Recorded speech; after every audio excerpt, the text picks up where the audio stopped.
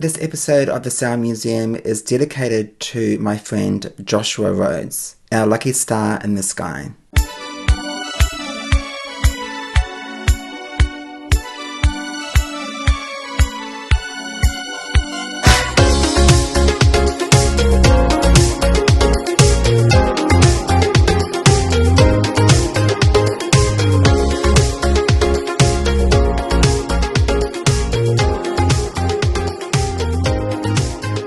Hey everyone, a big welcome back to the Sound Museum, the music podcast that explores that personal connection we all have with the music that we listen to. And a massive thank you to all your support for last week's episode, where we were celebrating the 35th anniversary of Kylie Minogue's debut album Kylie, when it was first released in Australia 35 years ago. Thank you so much for the love on social media, or the comments, or the messages, or the DMs. As always, it's greatly appreciated. And by the looks of it, you guys really enjoyed the episode. So that makes me really, really happy. From the Princess of Pop, this week's episode, we focus on the Queen of Pop, Madonna. Before we get started, make sure you like and subscribe the podcast on your favorite podcast provider. That way you won't miss any future episodes, and you can also catch up on previous episodes you may have missed as well. Now, I've always been a massive fan of Madonna. I don't really have a clear memory when I first heard Madonna on the radio as a shy 8 or 9 year old living in Auckland, New Zealand back in the 80s. But Holiday was the first track I do remember, probably recording it off the radio. I do remember having the debut album on vinyl, and I remember thinking how beautiful she was on the cover, those striking features, and not to mention that distinctive voice. 40 years on, when a Madonna track comes on the radio, you know it's Madonna straight away. Having that distinction from your peers is what makes an artist stand out. These days, a lot of artists don't have that. And when they come on the radio, it could be anyone. There's no distinction in their voice. But with Madonna, we know it's the Queen of Pop straight away. I remember back in the 80s, those weekend morning TV shows where I got to see all the new music videos, plus the chart show on at 6 p.m. on Saturday night. And then there was Solid Gold. Oh my goodness, love Solid Gold from the US. All those dances, all those live performances. Oh, it takes me back. And with researching this podcast episode, I did go online and revisit some of those classic performances from Solid Gold and those classic early 80s performances. Back in those days, music shows were often on prime time, a far cry what is happening these days, unfortunately. But I love those early Madonna videos like Lucky Star and Borderline. You could just tell how much star quality Madonna had. She was feisty, she was original, a breath of fresh air. I loved Madonna, and I was a fan right from the start. But by the time she released Like a Virgin, her second album, in 1984, like the rest of the world, I became a massive fan. The world had a new icon, and over time, she would become the undisputed Queen of Pop. Now, before we get started on this week's podcast episode, celebrating Madonna's 40th anniversary of her debut album, let's briefly touch on the history up until that point of releasing her debut album. Madonna moved to New York in 1978. It was her first time on a plane in a taxi in New York, and she had just $35 in her pocket. She worked a day job at Dunkin' Donuts, took dance classes, and became a backup dancer.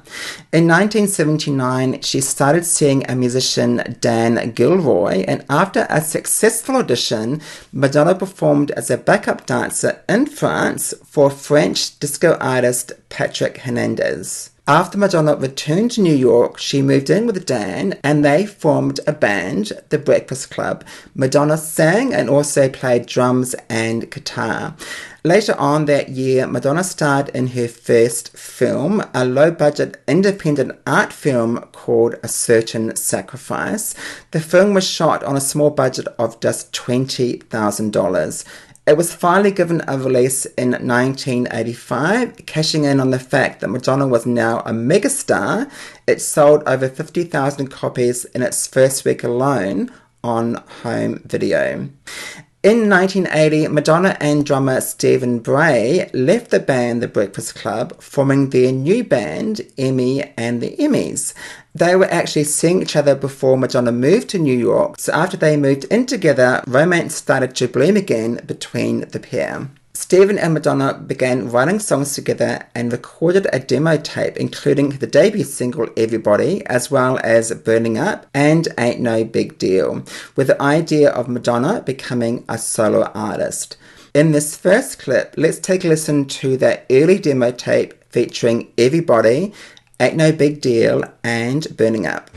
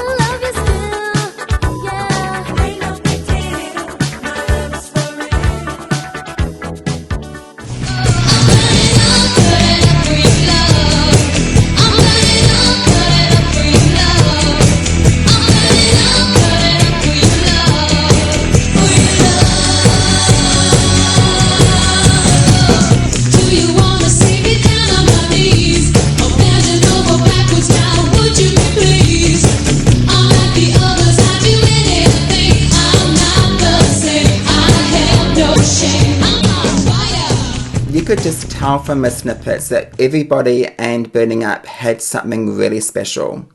In 1981, Emmy and the Emmys were signed to Gotham Records and recorded some demos. Some were good and some weren't so good. Let's start with the not so good ones. This is Get Up and High Society.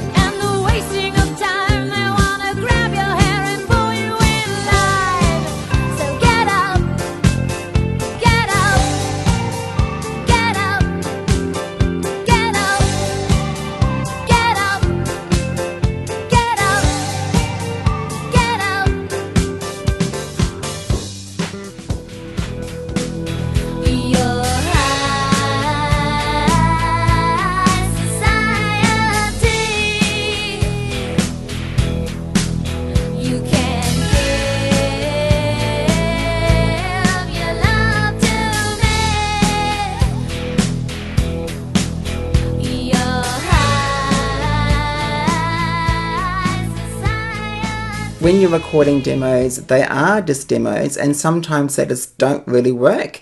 And those two tracks are prime examples. However, these next three tracks are really good. Love on the Run, Take Me I Want You, and Don't You Know. Let's take a listen to those demos. So get out the door with your love on the run. Get out the door, you're just no fun. Get out the door with your love on the run. You're just no fun on the run. I said get out the door with your love on the run. Get out the door, you're just no fun. Get out the door with your love on the run. You're just no fun on the run. Won't you take me for your lover? I don't want to have a lover. Won't you take me for your lover? I don't want to have a lover. I want you. I want you. I want you. Oh, you make my life much brighter, baby. You're always on my mind. Don't you know you make my love much lighter, baby. You know it's hard to find. Don't you know you make my life much Much better. Love that last track, Don't You Know. Madonna would later quit the band Emmy and the Emmys to pursue her solo career. She would hand out her original demo tape to all the DJs, getting them to play her tape in the clubs. One of those DJs that did press play on the demo was Mark Kamens. The pair began dating, and Mark set up a meeting with the president of Sire Records, Seymour Steen. He would sign Madonna to a multiple single deal with an option for an album. The record company hired Reggie Lucas to produce the debut album. He was a guitarist with Miles Davis and Roberta Flack in the 70s before moving on to production. But Madonna wasn't pleased with the result, and she brought in her friend John Jellybean Patines to help finish the album by adding additional production and remixing. And you guessed it, they began seeing each other. Seems to be a familiar pattern in Madonna's personal life back in those early days. Not that I'm judging, mind you. Let's take a listen to Madonna's debut single, Everybody, beginning with the demo and the version that appears on her debut album.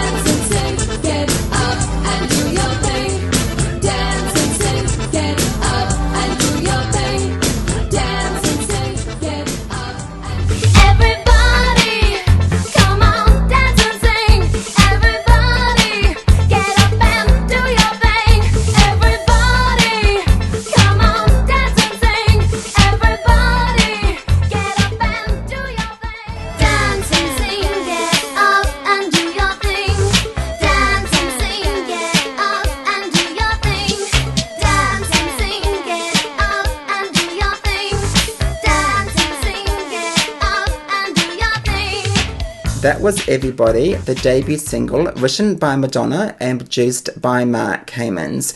Remixes on the vinyl included the extended version, the dub version, 7-inch version, and the instrumental version. First released back on the 6th of October 1982 as a 12-inch single, Everybody reached number 3 on the US Dance Club Songs charts. A live video was filmed at Dance Tehera in New York and was sent out to nightclubs all over the country to use in their venues. Madonna began promoting the track in the clubs in the US, and in February 1983 was in the UK to do the same. Let's move on to the second single from the album, Burning Up. Let's start with the demo and end with the track that appears on the album.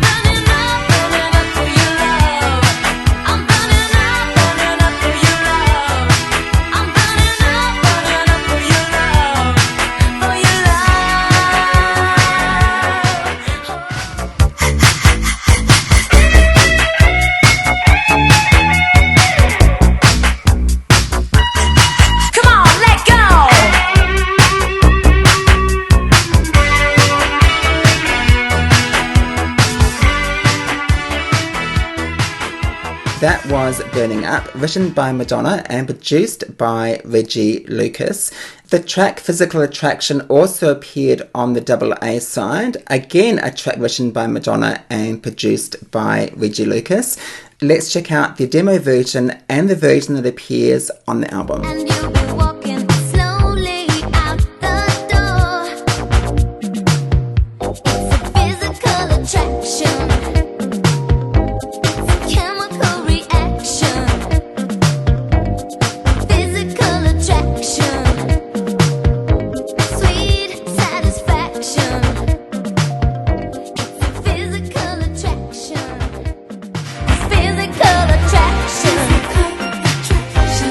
Chemical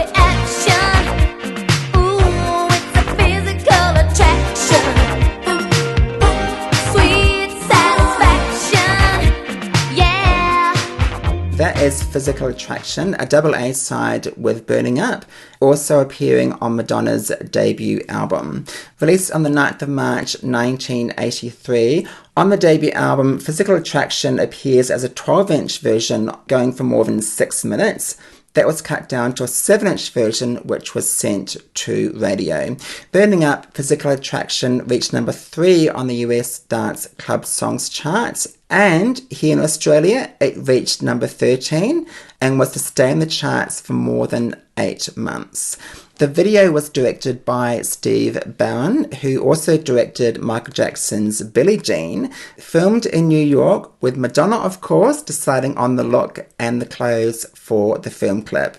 And her real-life boyfriend, Ken Compton, played her love interest in the video. The cover of the single was designed by Martin Burgoyne, who had known Madonna before she became a singer, meeting her while he was working as a bartender, eventually becoming roommates. Ken was also Madonna's road manager on her first tour in 1984. Sadly, Ken passed away of AIDS-related complications in November 1986. He was just 23 years old. The 27th of July 1983 was a massive day for Madonna. That was the release day for her self-titled debut album on Sire Records, containing 8 tracks, with 5 eventually being released as singles. Although only 8 tracks, a lot of the songs were essentially extended versions. Everybody, Physical Attraction and Holiday all going for more than 6 minutes, with Lucky Star and Borderline for over 5 minutes. As I mentioned before, radio edits were done when the singles were released to radio. Madonna's self-titled debut album reached number 6 in the UK and New Zealand, going platinum, number 8 in the US, going 5 times platinum, number 10 here in Australia, going 3 times platinum, and top 10 in Croatia, Netherlands, and France. More than 10 million copies of the album have been sold worldwide. The album was actually re-released in Europe in 1985, titled Madonna, the First Album, with different cover art. Although the album was mainly produced by Reggie Lucas, Jelly Bean was brought in to finish the tracks, adding additional production, extra vocals, and guitars to most of the tracks. A bit of a fun fact for you, one of the backing vocalists on the album was a singer called Gwen Guthrie. Now, you may not remember her name, but cast your minds back to 1986 when she had this worldwide hit.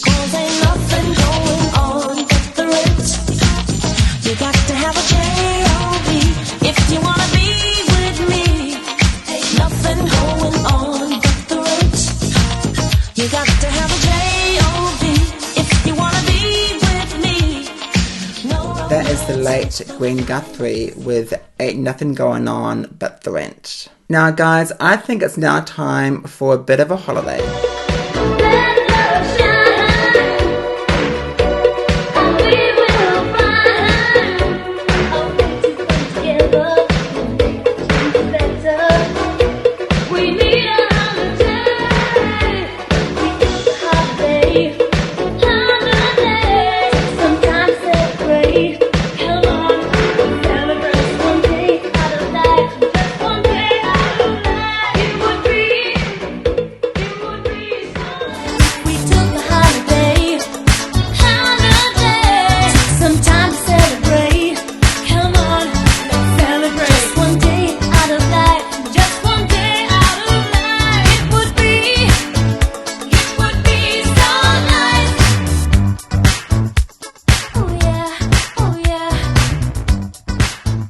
Beginning with the demo version, and just then was the album version that was Holiday, not written by Madonna, but written by Curtis Hudson and Lisa Stevens-Coider.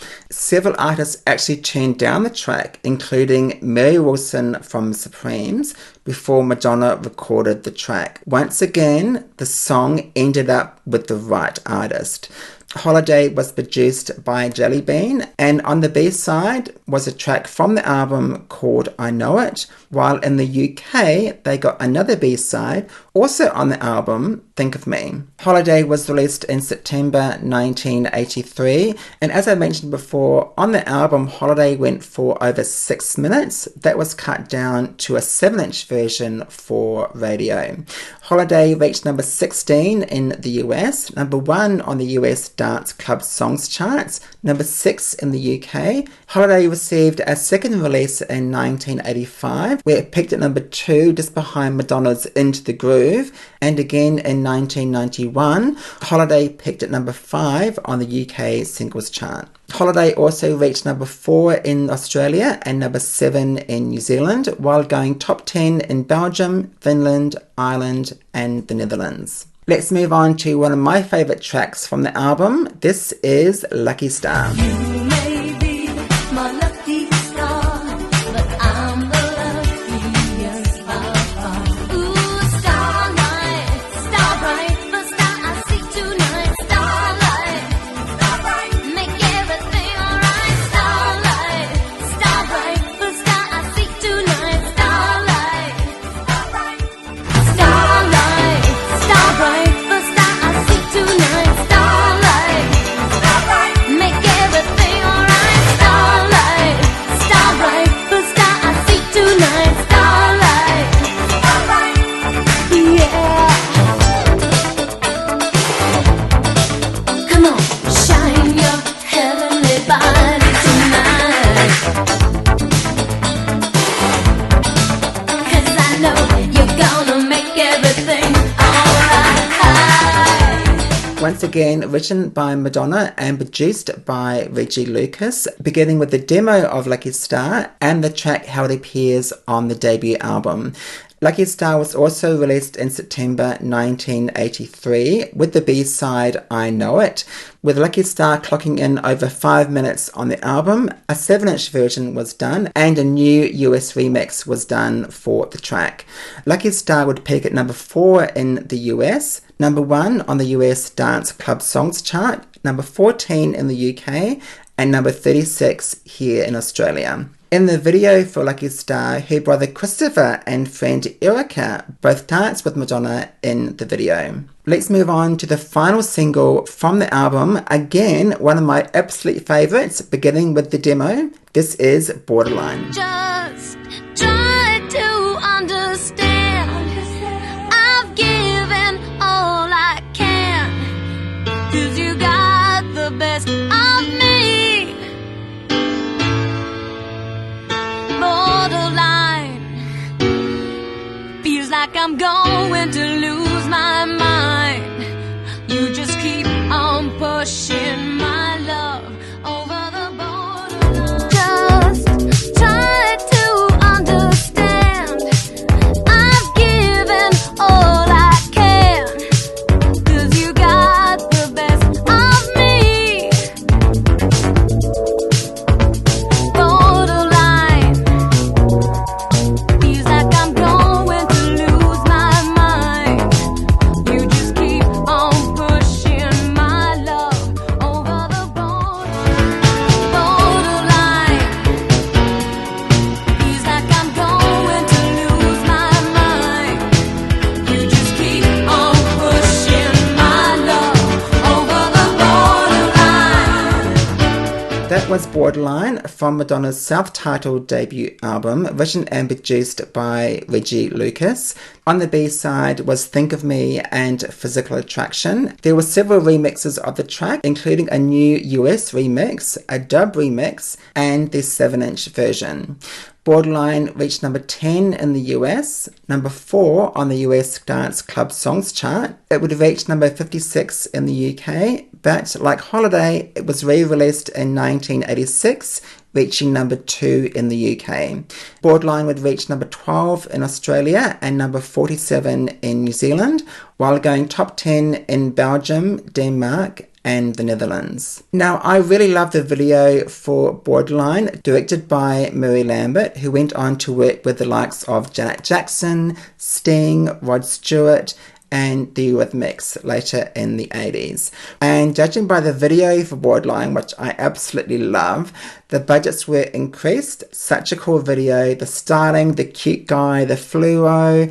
Love the video for Borderline. Now we've gone through all the singles from the album, let's just touch on the 2 remaining album tracks, which were both also released as B-sides. As usual, let's start with the demo version and the version that appears on the album. First up is I Know It. I'll just stand here while you count the battles you have won. I know you're gonna take your love and run.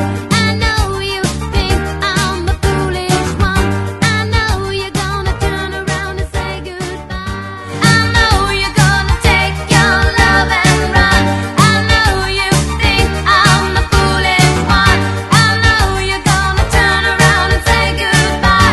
I know it, but I'm not gonna cry. That was I Know It, written by Madonna and produced by Reggie Lucas. Our last album track is Think of Me.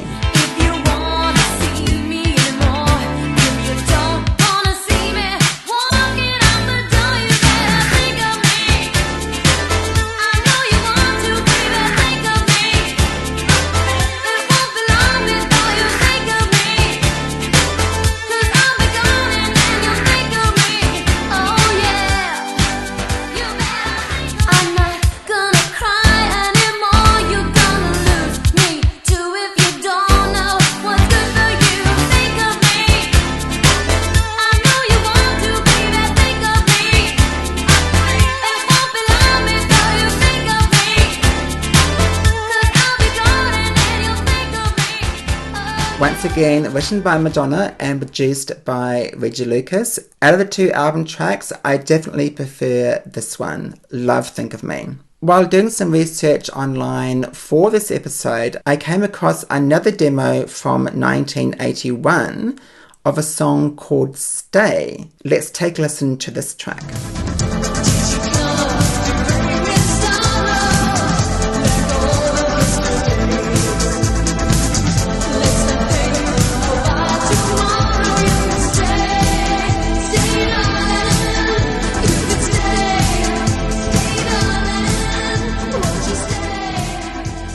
Now, if you have Madonna's 1984 album Like a Virgin, you would recognize that early demo because that track appeared on the Like a Virgin album, written by Madonna and Stephen Bray, produced by Nile Rodgers. Let's now take a listen to Stay, the version that appears on Madonna's second album, Like a Virgin. Stay, darling. Stay, stay, darling. Stay, stay, darling. Stay, stay, please, stay, darling. And let me be That is Stay from Madonna's second album, Like a Virgin.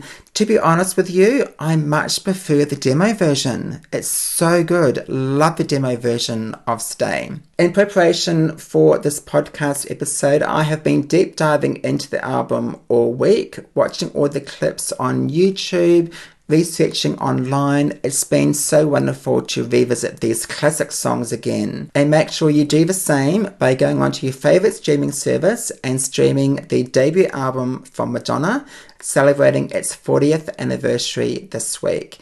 And at this point, sending Madonna heaps of love. She has been unwell recently, but she is on the mend, and I can't wait for the Queen of Pop to hit that stage again and blow everyone away on the Celebration World Tour. Get well soon, love. I really hope you enjoyed deep diving with me this week on the Sound Museum, celebrating the 40th anniversary of Madonna's self-titled debut album. Make sure you follow the Sound Museum across all our social media channels. We are on Facebook, Twitter, Instagram, TikTok, and now Threads. As always, this week I will be posting heaps of photos and videos all week celebrating Madonna's debut album. So make sure you leave some comments on our social media channels about your memories of Madonna's debut album from 1983. Did you own it on vinyl? Did you discover it later on? Let me know in your comments, and also let me know your favourite songs from the album. Now, if you have loved this Madonna episode, make sure you join me for next week, because we are staying in the 80s and we are celebrating Madonna's ultimate 80s singles. So don't miss next week's episode of the Sound Museum. But until then, you have a great week. Take care, and I will see you next week.